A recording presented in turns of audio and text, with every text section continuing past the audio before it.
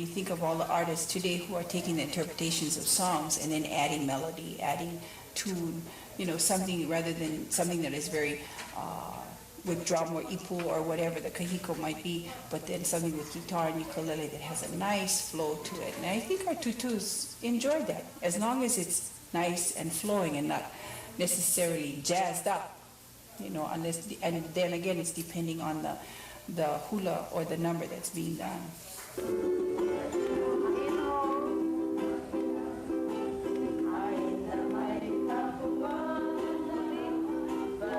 I used to watch my parents dance when I was about 8, 9 years old, and I used to enjoy watching them dance. They used to dance, they used to have so much love in them when they danced. Watching their personality was so beautiful. So I acquired that love in me for the culture, the Hawaiian culture. And that's how I really wanted to start to learn how to do the hula.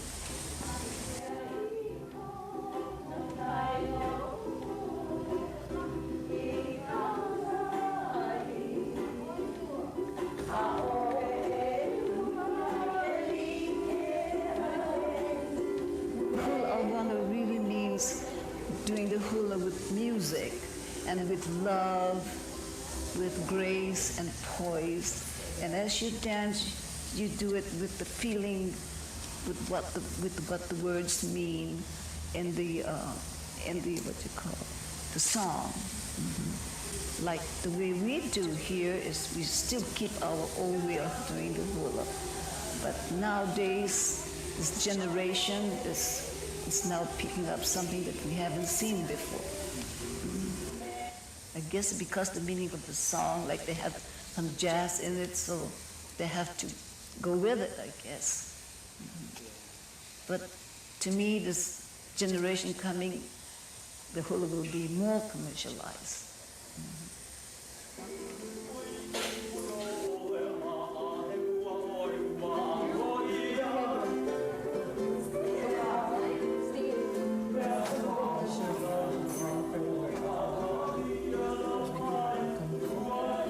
I started out in hula here at Kamehameha, where we're presently at. In 1974-75, I took hula from Nona Beamer, and then eventually graduated into a more formalized training in Nakamale, a hula halau with Robert Casimiro and Wayne Chang. My halau started in 1980. I started out with ladies, and eventually we added on gentlemen. And now we're going on our 5th year.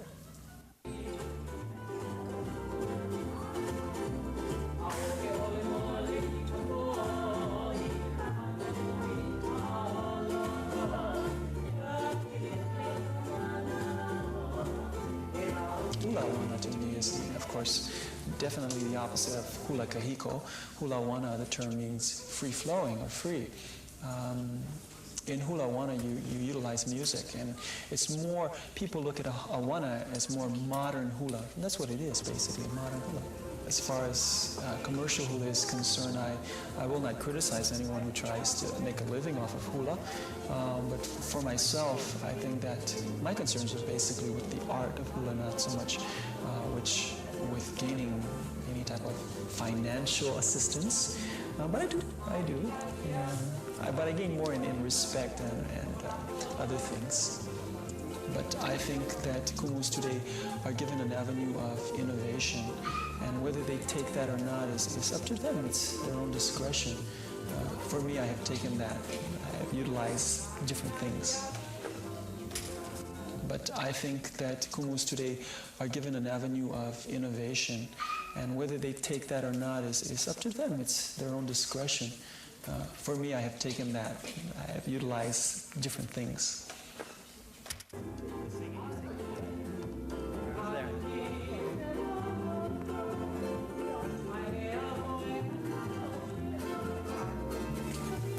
I wouldn't say that one particular individual inspires me the most, but I would say that a lot of individuals, and I think the most inspirational thing comes from the dancers themselves.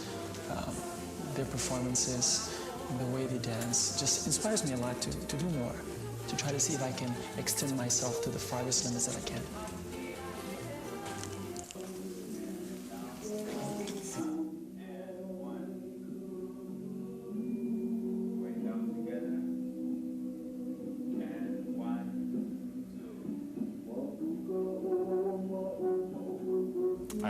has been, well, I came from Darulupenui, Waimapuna, men of Waimapuna, and I've been dancing for him for 4 years. And in 1969, I started working with Kailo High School Magicals and teaching the boys.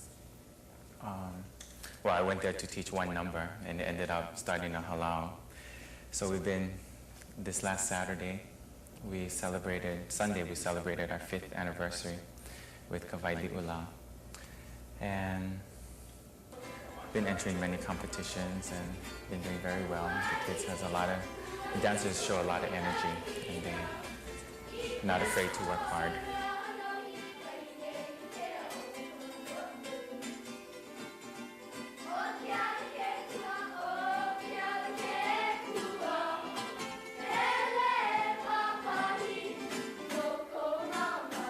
To me, hula awana is more of a freestyle,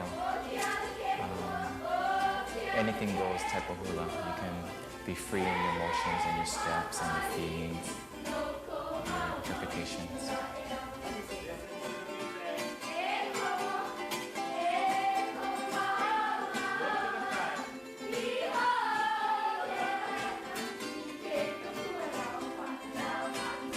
Commercialized as far as Waikiki, I think it's good.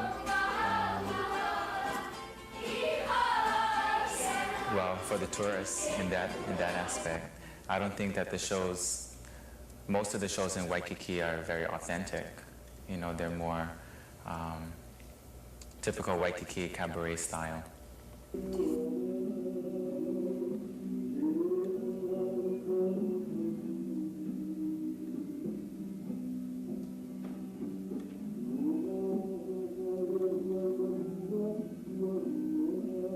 Our hula, I think, is pretty much traditional yet open to more creativity. We carry the traditional line, but we do like to create.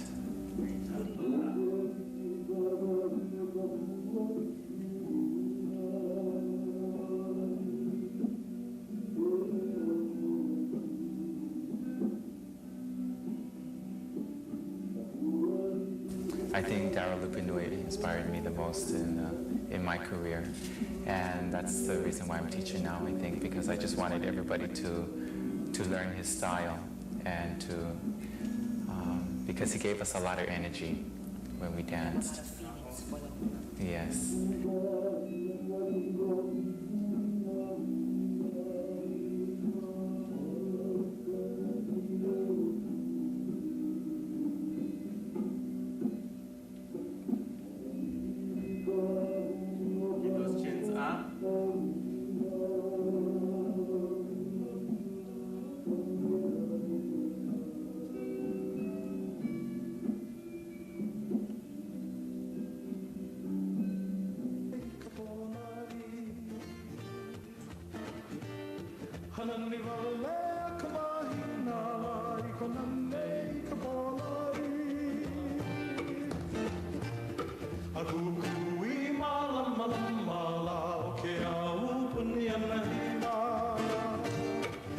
First real teacher of hula was Nona Beamer, Keolan Kapono's mother, and that was when I was a sophomore at Kamehameha. I belonged to what was supposed to be a select group of singers called the Kanchigli, and she was teaching hula.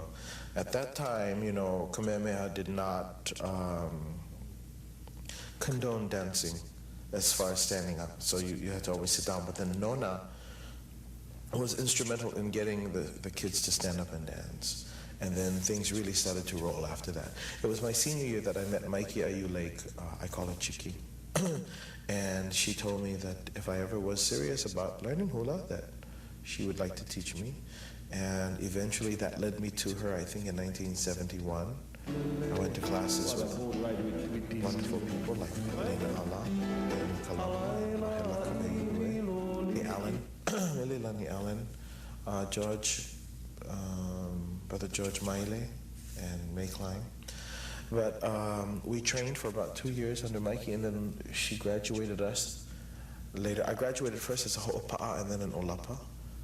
At the same time, ho'opa'a, olapa. And then a year later, I was given my blues my kihei saying that I was a kumu.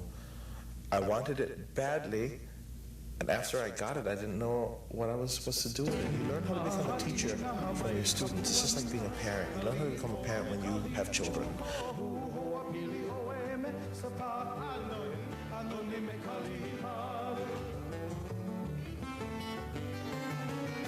And so we end this song, and we hope that it will remind you of the treasures to be found in the sea. Limu lipoa, pahe'e, vavai, yole, limu kohu. All delicacies for the people of Hawaii. I danced for Mikey for a while, and it was fun. After I graduated, see, while I was with her, I was still part of the Sunday Manoa, and dancing was not that important to me. It still isn't, because well, wait a minute, that was said wrong. I love to dance, and I love teaching dance, but as far as being a performer of dance, that's not my job anymore. It was an understood thing on my part more than anyone else, because each of us took what Mikey said to us in our own way. When she said that you either become the teacher or the dancer, I became the teacher, and I chose not to dance too much anymore. Also, when I watch my boys dance, they're so good. I would never want to dance next to them. I could never be as good as them. And it's interesting too, because my style of dancing is personal. I don't like to dance too much, because when I dance, I open myself up, and I'm as easy to read as Peter Pan's book on cooking. I don't know. But when I think about the fact that my boys are wonderful dancers, I just don't want to dance. Let them dance. And if I do dance, it'll be a haina, or I would dance in a private party, a very, very private party, or if my kumu was chanting, then I would dance. Other than that, no, I don't think I did very much commercial dancing after that. I just became the teacher.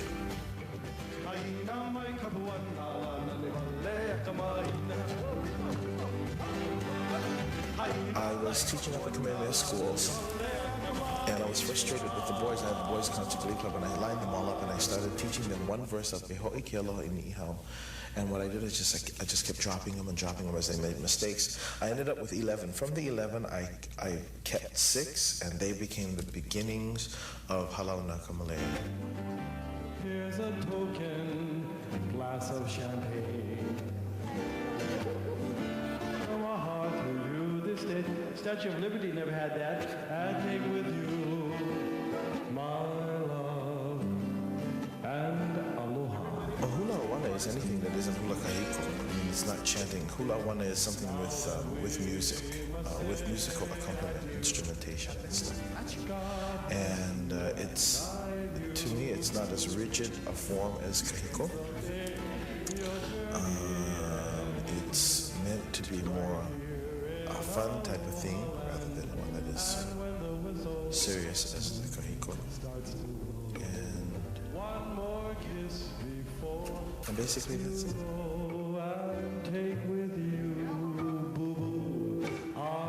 Happy birthday, Boo Boo, and aloha.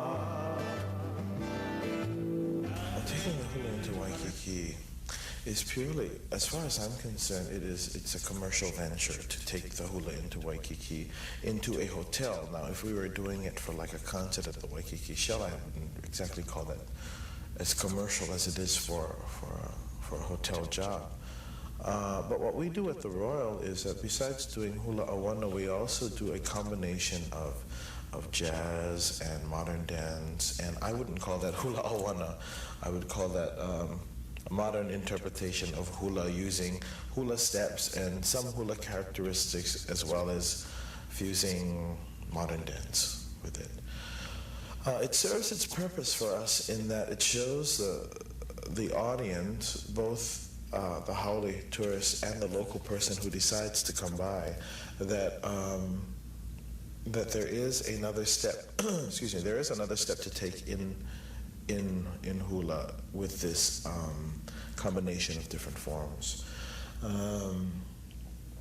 It does not always please everyone, and that. When I say everyone, I mean both the local person and the visitor alike, because you have some visitors who want to see what they consider real hula or untouched hula without the effects of the contemporary Western world. And so we get our grinds for innovating too much from both sides, both the local viewpoint and the Haole viewpoint as well. Local people in general who will bring Haole friends from the mainland and say, now this is what we think you should see as far as Hawaiian music and Hawaiian dance is concerned. And a great majority of those people come specifically to see the male hula, the awana, or hula in general, because and we have to explain to them that the male did dance hula years ago, because their concept of the hula is just a slim girl with long hair by the coconut tree and a sarong or in a grass skirt, and that's about it.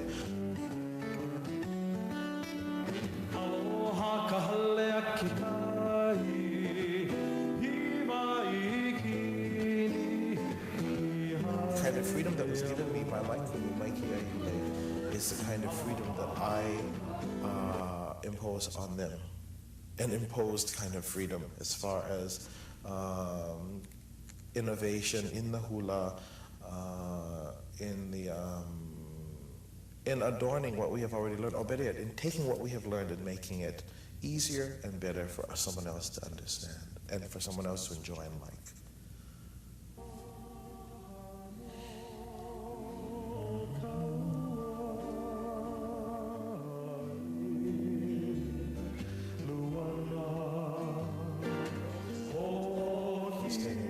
Depending on what you want to do and how much you want to give out, how much you want to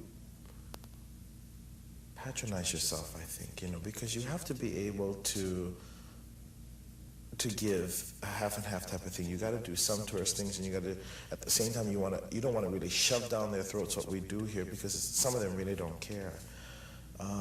Doing our show at the Royal is real difficult, because we have to have that even kind of level of both Hawaiiana and what tourists think Hawaii is. So, there's a future in there.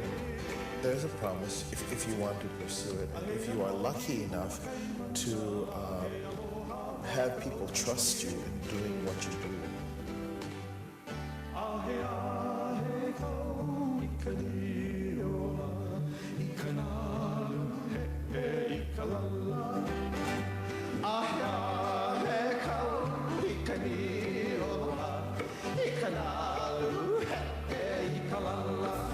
And the beat goes on.